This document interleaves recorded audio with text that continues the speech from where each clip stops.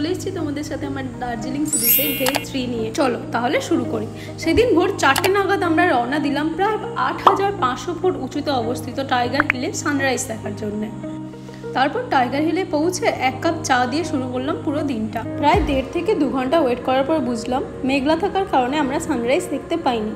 একটু মন খারাপ লাগা কাজ করলেও সেটা ক্ষণস্থায়ী নয়, কারণ প্রকৃতি আমাদের না চাইতেও অনেক কিছু দেয়। কিছু জিনিস এইবারের মতো না পাওয়াই থাক, না হয় পরের বার সানরাইজ দেখার সময় এই এক্সাইটমেন্টটা আরও বেশি কাজ করবে। তারপর টাইগার হিল থেকে বেরিয়ে প্রায় 8 থেকে 9 কিলোমিটার দূরে পৌঁছে গেলাম পিস পাগোডা, যেটা ওখানকার মানুষেরা বা পর্যটকেরা হোয়াইট টেম্পলও বলে থাকেন।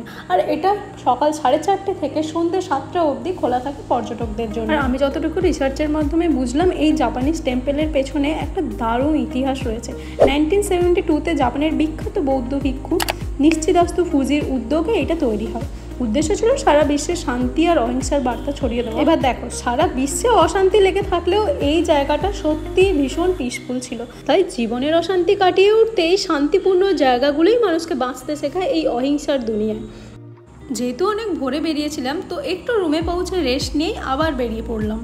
আর ব্রেকফাস্টের জন্য চলে গেলাম গ্লেনারিস। আর ঢুকেই যেটা প্রথমেই চোখে পড়লো, নানান রকম বেকারিজ, কুকিজ এখানে রয়েছে। আর ওখানে ছোট ছোট বাস্কেট অ্যান্ড টং রাখা থাকে, যেখানে নিজেদের মতো বেকারিজ সিলেক্ট করে কাউন্টারে গিয়ে বিল করতে হয়। আর রয়েছে ওখানে ওপেন এয়ার সিটিং এরিয়া, যেখান থেকে পাহাড় আর দার্জিলিংয়ের একটা দারুণ একসাথে ভিউ পাওয়া যায়। আর আমরা এখানে ট্রাই করলাম hot chocolate, big English platter, যেটা ছিল একটু বেশি অয়েলি, আর ছিল pork platter and cheese omelette, আর ছিল ফেমাস ওনাদের দার্জিলিং টি। তারপর আমরা ব্রেকফাস্ট করে পৌঁছে গেলাম দার্জিলিং স্টেশন জয় রাইডের জন্য। আর আমরা বুক করেছিলাম স্টিম টয় ট্রেন, যার পার পার্সন প্রাইস ছিল 1500। আর এই জয় রাইডটা ছিল 1.5 থেকে 2 ঘন্টা জার্নি।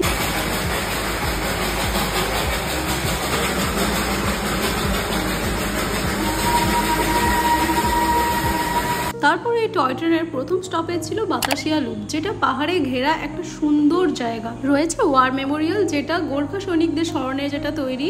আর রয়েছে এক বিশাল ব্রোঞ্জের সৈনিকের মূর্তি। চারিদিকে সুন্দর ফুলের বাগান রয়েছে, আর বৃষ্টির জন্য যেন আরও বেশি সবকিছু ফুটে উঠছিল। ও আরেকটা কথা, এই জয় রাইডের দুটো অপশন রয়েছে, ডিজেল আর স্টিম। ডিজেলের প্রাইস 1000 পার পার্সন, আর স্টিমের 1500। তবে লাইফ টাইম এক্সপিরিয়েন্সের জন্য স্টিমটাই প্রেফার করবো। আর এই ট্রেন বাতাসিয়া লুপে 15 থেকে 20 মিনিট দাঁড়ায়। তারপরে আমরা পৌঁছে গেলাম দার্জিলিংয়ের হাইস্ট রেলওয়ে স্টেশন, ঘুম স্টেশন, যেটা ওয়ার্ল্ডের হাইয়েস্ট 14 হাইওয়ে রেল স্টেশন। তারপরে ওখান থেকে চলে গেলাম আমরা ঘুম মিউজিয়াম, যেখানে ঢুকেই প্রথমেই চোখে পড়লো বিভিন্ন রকম ব্যবহৃত পুরনো জিনিসপত্র। রয়েছে বিভিন্ন ঐতিহাসিক নথি, বিভিন্ন ব্যবহৃত যন্ত্রপাতি, আরও কত। আর সবকিছু তো একটা ব্লগে দেওয়া সম্ভব না, তোমরা আমার শর্টস চেক করতে পারো, সবকিছুই থাকছে ওখানে। তারপর ওখান থেকে বেরিয়ে আমরা ঘুম মিউজিয়াম পুরোটাই খুব ভালোভাবে এক্সপ্লোর করলাম। আমাদের এই 1.5 থেকে 2 ঘন্টার জার্নিটা সত্যিই দারুণ ছিল। তারপর আমরা পৌঁছে গেলাম দার্জিলিং জু, যেখানে এন্ট্রি প্রাইস 110 করে ছিল। আর জু নিয়ে তো আলাদা কিছু বলার নেই, এখানে বন্য প্রাণী দেখলাম। শুধু বলবো, এখানে আসলে 1 থেকে 2 ঘন্টা হাতে নিয়ে আসলে খুব ভালো হয়।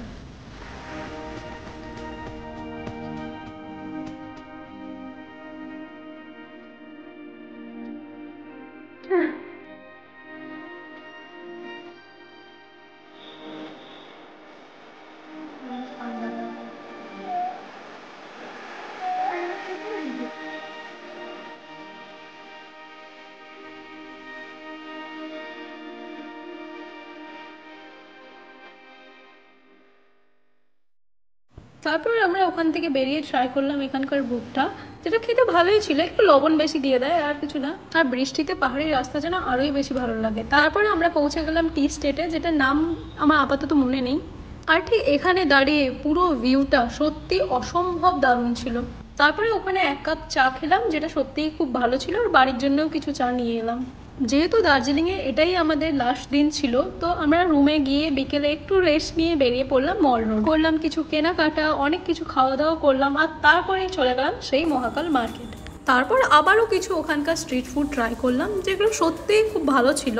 আর এত কিছু খাওয়ার পরে তারপরে চলে এলাম মল রোডের সেই চৌরাস্তা, যেটা সত্যি সন্ধেবেলা দেখতে যেন আরোই বেশি ভালো লাগে। দার্জিলিংয়ের এই শেষ দিনটা আমাদের কাছে সত্যিই ভীষণ মেমোরেবল হয়ে থাকবে। চলো আজকের ব্লগটা এখানেই শেষ করছি। দেখা হচ্ছে আমার দার্জিলিং সিরিজের ডে 4 নিয়ে। চলো আজকের জন্য টাটা, বাই।